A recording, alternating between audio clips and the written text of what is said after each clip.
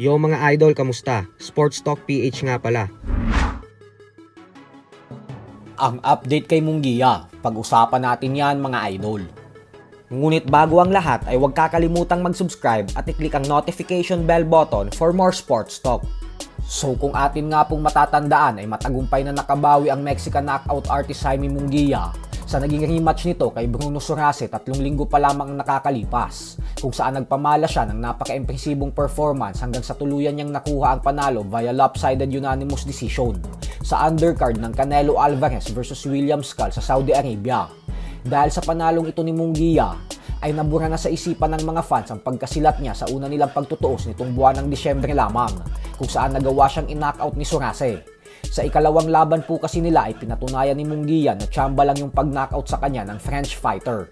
Subalit sa kasamaang palad nga po ay sa inilabas na resulta ng VADA kanina ay napag-alaman po natin na nagpositibo si Munguia sa ipinagbabawal na gamot sa huling laban nito kay Sorace. Dahil po dito ay malaki ang posibilidad na patawan ng mabigat na parusa si Munguia kagaya ng pagsususpindi ng 1 taon kay Ryan Garcia. Hindi pa po naglalabas ng reaksyon at pahayag ang kampo ni Munguia patungkol sa balitang ito. Pero sinisisi naman ng mga fans ang pagsama ni Munguia sa kampo ni Canelo Alvarez.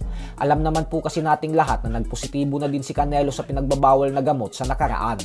At sa rematch po ni Munguia kay Sorace ay sumama na siya kay Canelo at kinuha niya na ding trainer si Eddie Reynoso. Ganun pa man nga po ay ang pagpupositibo na ito ni Munguia sa VADA ay makakasira talaga ng gusto sa kanyang imahe dahil magsisimula ng magduda ang mga fans at maging ang mga kapwa niya fighter sa totoong tibay at lakas niya. Sa kabilang banda naman mga idol ay sinabi naman nga po ng kampo ng former WBO Junior Middleweight World Champion Tim Tszyu na pupunta sila ng Amerika upang sumabay sa training camp ng ating pambansang kamauman ni Pacquiao.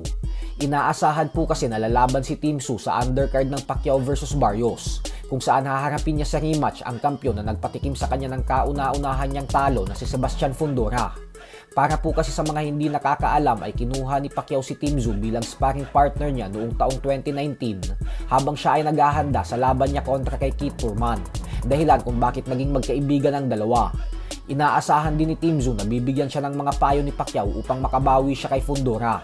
Ayon po kasi kay Tim Tszyu ay sanay na daw tumalo si Pacquiao ng mga fighters na di hamak na mas malalaki at mas matatangkad sa kanya. At dahil sobrang tangkad ni Fundora, kaya naman panigurado umano na may magandang maipapayo at maibibigay na estratehiya sa kanya ang ating pambansang kamao.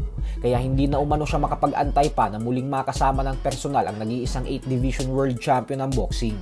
So hanggang dito na lang po muna tayo mga idol. Sports Talk PH, kakaiba ang laban ng mga Pinoy, lakas at dedikasyon ng aros ng tinuon, kamaong nagbabaga ang sayo ay babaon.